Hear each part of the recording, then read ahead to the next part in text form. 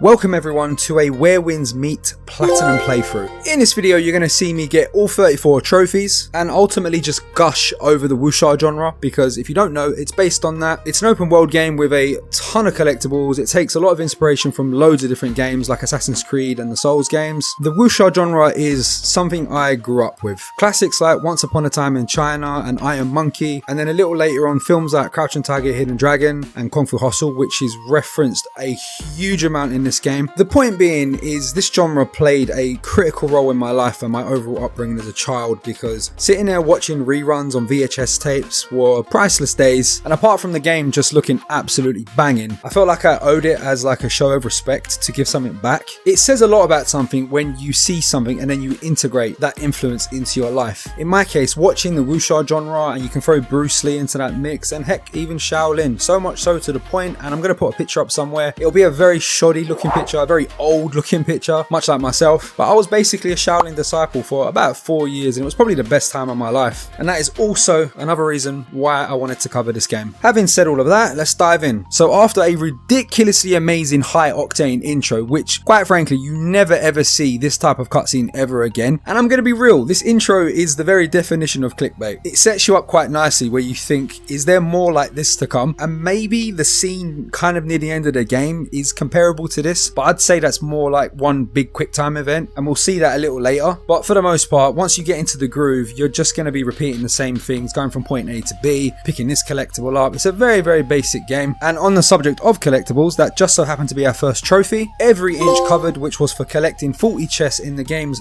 first map of Kiang, and I profusely apologize if I mispronounce any Mandarin words in this playthrough. You're just going to have to deal with it. I'm not a native Mandarin speaker.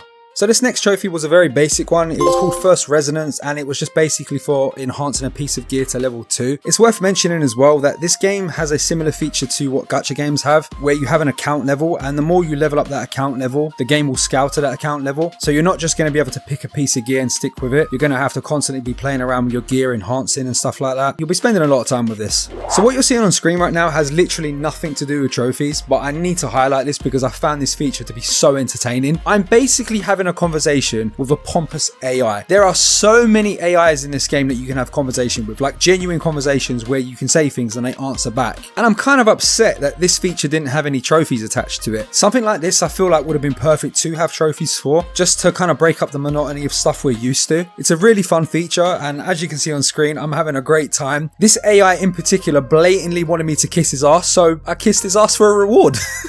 Anyway, so this next trophy I kind of prepped myself for. When I was going through the weapons, I noticed there was this weapon called the Panacea Fan. You don't start with every weapon in this game, and you can't just choose to use it because you fancy it. You have to learn them like styles, and this is brilliant to me because if you've seen any martial arts movie, they tend to reuse this plot line where there's a master or a shifu that knows a special technique, and it's always got a dodgy name, something like crane bending in the wind, soar in heaven strike. I'm not joking, go watch any one of these movies and you'll see what I mean. They come up with the most hilariously absurd names. Anyway, so you go to these designated locations and you get into stealth mode, right? And you sit there just shadow watching them, practice their style. And when you feel like you've gained enough knowledge, you will then know that style and you can just walk away, equip a weapon or whatever, and be on your merry way. And the reason why I was going for the Panacea Fan so early on, because its innate ability is you can essentially heal yourself. And if you go into cooperative modes as well, you can heal your team. I was trying to go for balance. And once we've acquired the adequate knowledge for the Panacea Fan, we get this trophy called Healing Hands, which is for mastering the Panacea Fan.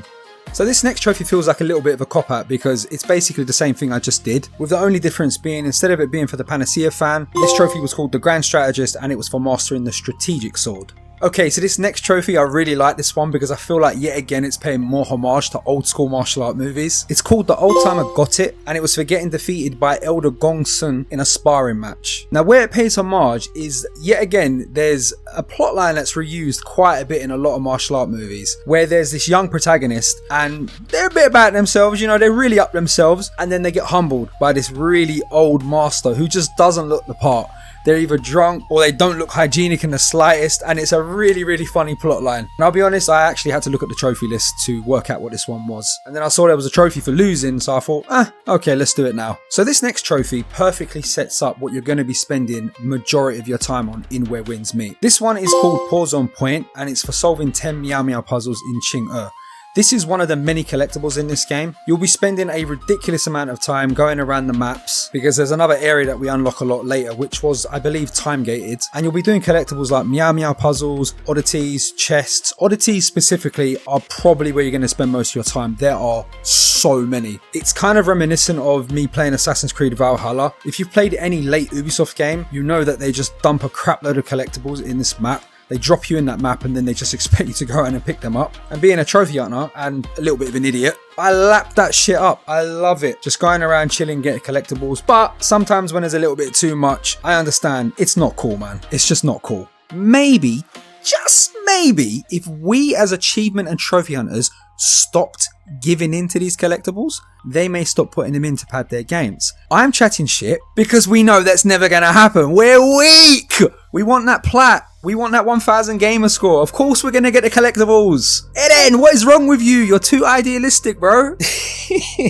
Alright, that's enough of that. But you know what's not idealistic? Maybe just another good gesture to a fellow human being. You liking the video. Yeah, how about that? I am getting extremely fond of using the English language to just segue into calls to action. I find it highly entertaining. What do you guys think? Maybe drop a comment and let me know. Is it annoying you? Do you like it? I mean, even if it did annoy you, I'm not going to pay any attention to it because I fucking love doing it. It's so fun. Alright, that's enough of that. Things are getting kind of weird. So this next trophy was called The First Finding, and it was for unlocking a Dark Surge story. There's a lot more of these to come, by the way. Some of them I found just unlocked naturally, but then there was a few where you had to go to certain parts in the world at very specific times. Almost like it was RNG. I don't know if it was RNG, that's just how it felt to me. And there was one in particular, it had something to do with a man in the well, and this just would not spawn. It gave me a lot of problems, that one did actually. But this is the first of its kind in this playthrough. Alright, you best prep yourself for this trophy because I got a lot to say. Some of it's going to be serious, but some of it's going to be comical as well. It's called Victory in the Abyss, and it's for defeating the Void King within 60 seconds. Now, I had no idea when I popped this trophy what this was going to do to me as a person. Let me explain. When the game first launched, this was apparently difficult to do. I just played and just got this trophy normally. And I kid you not, I went to sleep, woke up the next day, and I had an inbox of like 20 plus messages of people asking me, can I help them beat the Void King in 60 seconds? I was scratching my head kind of confused because I was like, wait, what? That's a hard trophy? I'm not saying that as a flex. And that's a great segue to out myself here. And this is where it might be comical to some people, and at the same time it might sound serious. There is a story mode difficulty in this game. I chose to play on this difficulty. What it basically does, the counter feature and certain prompts, it essentially acts as an assist mode. It's holding your hand. I am at the point in my life right now where I truly have no complexities. I'm comfortable with my figurative internet penis and I do not have anything to prove. If you want to play on a higher difficulty and make it hard of yourself, good for you. I'm happy for you. Genuinely, no sarcasm there.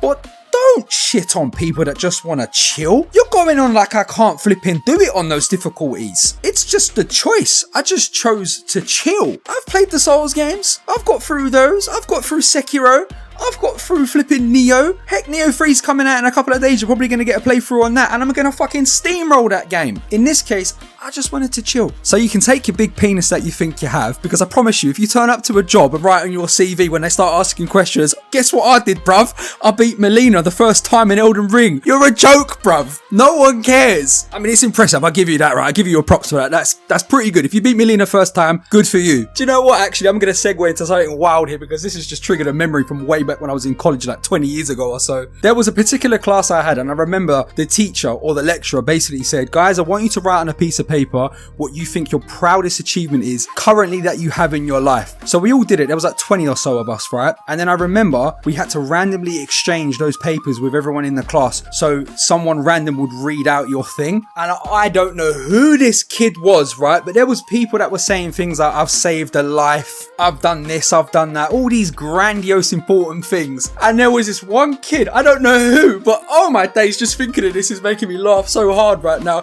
He wrote, I fixed the PS2.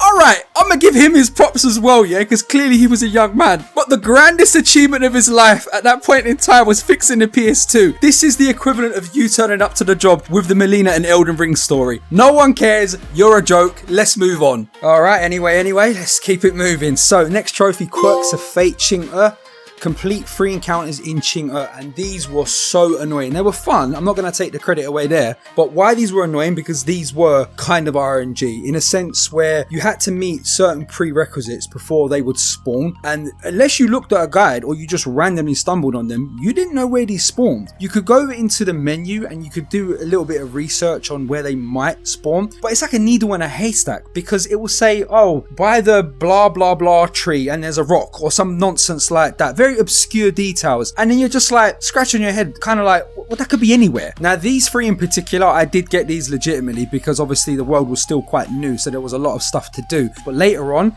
there's more of these, and right near the end I had to use a guide. I had to, because when I actually found the ones that I needed as well after using the guide, I remember sitting there thinking, how the bloody hell would anyone find this stuff? This is why the internet is so important, because it's an amalgamation of information that we as a community compile together. And this next trophy, you'd think something like this I would have to use a guide for, but I actually didn't. I found this legit. It's called Horizon Seeker, and it was for reaching the highest point in Qing'e, Moonvow Mountain Tower. I'm not gonna lie though, it did throw me off a little bit, because if you look from a distance, there's a lot of places that look quite similar in terms of volume and height, but there's not too many high points, so it was kind of easy to track down. So the next trophy, and I'm not really gonna go into too much detail with this one because it's a story-based trophy. It's called Source of Steel Shore, and it's for clearing campaign Steel Shores. I basically am not gonna say anything because I would highly appreciate if you just go and experience this game yourself. It is mind-blowing how it is free to play and the amount of content it has on offer. I'm doing you a service, I'm not spoiling stuff for you. So this next trophy was another gear related trophy. It's called Echoes Unbound, and it's for reaching average enhancement level 5. You basically have to even everything out balanced across the board before this will pop for you. So after fighting a few bosses, exploring and unlocking this beautifully crafted Wuxia style fast travel. It's not actually fast travel, there is a fast travel system in this game, but just look at it. Just look at it on screen. Look how beautiful this movement is. I'm soaring through the skies.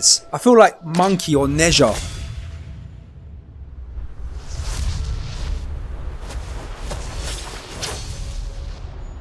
Anyway, after that, we get our next trophy, Skill at Hand, which was for upgrading a martial arts style to level 30. This next trophy was absolutely hilarious, and I have no idea if this is a homage to something. Maybe someone can drop it in the comments and let me know, but it's called Life Goes to Dogs, and it was for transforming into a rural dog once. Alright, this next boss fight was amazing because how you narratively get dragged into this was just beautifully done. You're there just walking around talking to this person, that person, and then next thing you know, you lose consciousness. You get drugged and then you wake up essentially in this little mini arena, and you get a trophy called Mighty Wolf Rider, and it's for defeating the Wolf Maiden. Amazing boss, by the way, really fun boss fight. Keeping this next one short and sweet because yet again it's more story stuff and you already know my take on that.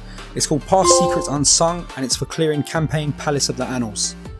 While we're here as well, we may as well just throw this one in because it's yet again another campaign trophy. It's called Buddha's Afterglow, and it's for clearing campaign Halo Peak.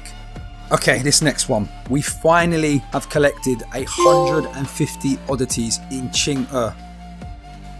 That was the first big one down. We got another one in the second area, which is called Kaifeng. And boy, let me tell you, Kaifeng is another beast. Not only did it de-optimize the game for nearly everyone, there is just so much more to do there. So many more collectibles to pick up. I don't know dimension-wise if it's bigger than Qing'e. It might just feel like that because everything is just so condensed together. And it's something we'll see later, but I might as well just say this now. When I get to Kaifeng, you might notice a tone shift because I started to care about the game less. The loop was starting to get really old. It was just the same thing over and over again. I didn't like as well how the goalposts kept moving. I like games where you get strong and you feel your strength. In this, you get strong, but the improvement is so minuscule, you don't really notice it that much. But again, we'll save all that for later. So I'm going to lump these two trophies together just for pacing's sake because they're quite similar. One of them is called Power of 4 and it was for equipping 4 internal arts. And the other one is called Perfect Harmony, which was for tuning an epic gear to max level. I was kind of happy with that last one because I was getting kind of fed up with the whole micromanagement of the gear.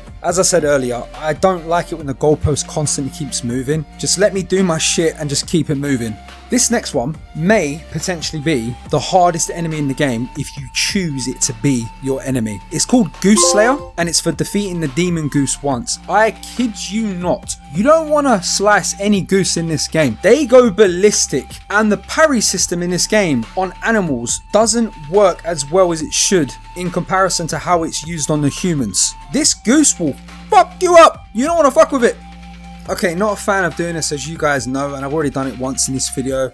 I apologise for doing this again, but when things are very similar like this, it just makes it easier for me to edit. So there's two trophies that are going to pop right now. One is called Every Inch Covered, and this is in the new area Kaifeng, so it's for collecting 40 chests in Kaifeng. And the second one is called Feline Riddler Kaifeng, which was for solving 5 Meow Meow puzzles in Kaifeng. So we've already got a trophy like this before, which was for reaching the highest point in Qing'e. This one though is for the new area Kaifeng. It's called King of the Stage, and it was for reaching the highest point in Kaifeng Beast Reverie. Yet again, we have another campaign trophy inbound. This one is called Jingming Pool Secrets, and it was for clearing campaign Jingming Pool. And I have to quickly say, without giving any details whatsoever, this was probably my favourite campaign of the entire game. Well, that may be a lie, because there was a campaign, kind of, side quest. Not actually too sure what to call it. It involved a man, a stick, and a toilet, and potentially some turd. But yet again, the fun stuff, there was no trophy for that.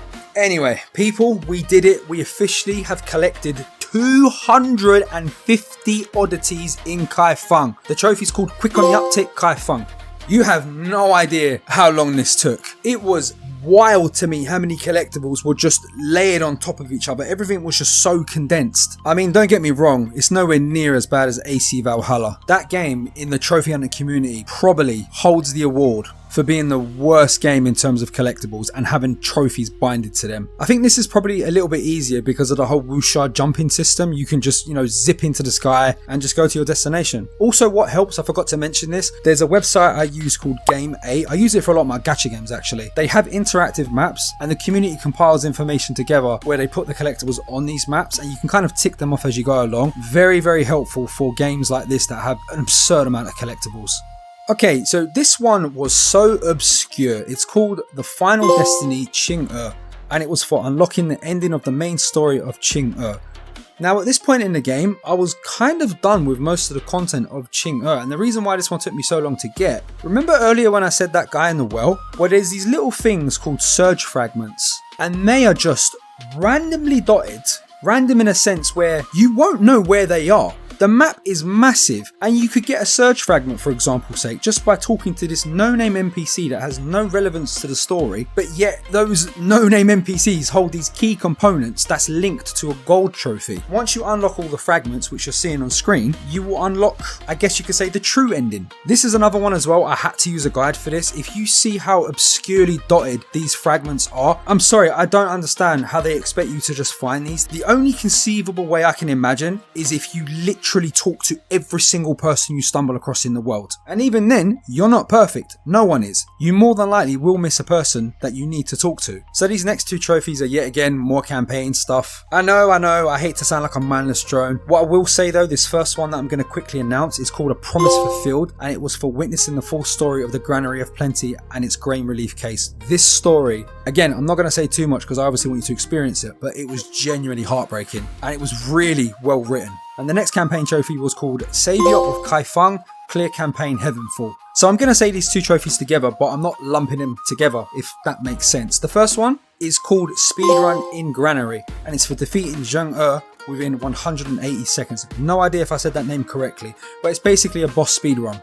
And the next trophy is basically the same thing, and it's called Broken Spear Victory. And this one, I can say something a little unique on this one. This is the trophy that was basically the plat stopper for pretty much every single player out there that was playing Where Winds Meet. It was for defeating the nameless general, and the reason why it was a plat stopper, it wasn't broken or anything, it just wasn't available. The content wasn't yet live. I think it came out about a month after the launch of the game, and that's why this trophy isn't last to pop for me, because I kind of spread this playthrough out, and also acts as a great testament. I actually got the platinum on this game on the 12th of January 2026. We're in February. What are we doing? The testament is, this is what goes into doing these videos. You have to get all the information together, compile it all together, edit it, get the effects going, do the dialogue.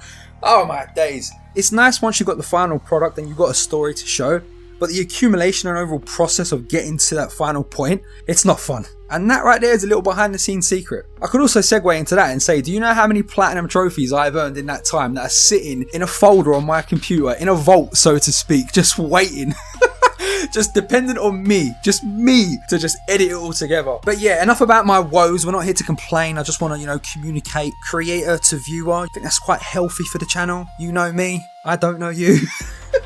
Hey, I'm just being honest, that's how it feels. I don't know who you are. So this next one is another story related trophy, but oddly enough in the trophy description it's not listed like the others.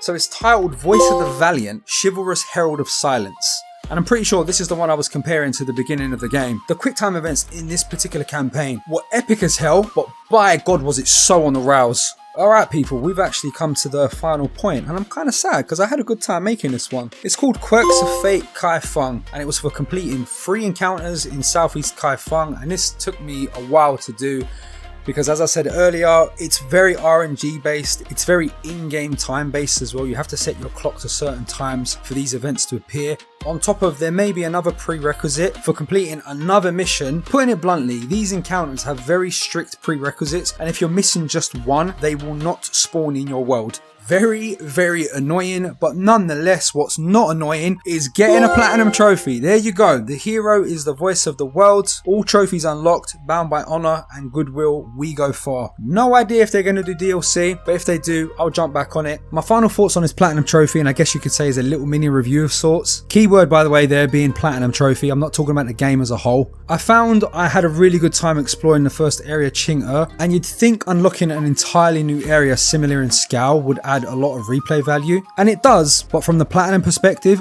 I was just supremely burned out. I noticed I started to skip a lot of dialogue with NPCs, I just wasn't really caring as much. I wasn't as enthusiastic about exploring as I was in the early days of the game, and that's mainly because I just noticed the gameplay loop was just exactly the same. Once my eyes, and I guess you could say soul in this case, had got over the honeymoon period with the Wuxia stuff, I started to notice a lot of cracks. One of them being the entire monetization system in this game is truly abysmal. I do not advise buying the cosmetics in this game, they are just very, very badly priced. But again, that's your money, you do you. As a free-to-play experience, I did have a good time. I just feel like near the end, it started to overstay its welcome. I've played a lot of free-to-play games over the past year, and I have to be honest, a lot of them trophy-wise, they tend to time gate some of them, and I'm not a fan of this system. Something that could take, let's say, a week of gameplay is suddenly stretched out to a month or so. Having said all of that, I very much appreciate if you stuck around for the entire video. You're an absolute diamond in the rough on this bullshit platform that we're currently on, where everyone is just over consuming quick content. But regardless, you stay being a diamond in the rough, and I'll catch you in the next video.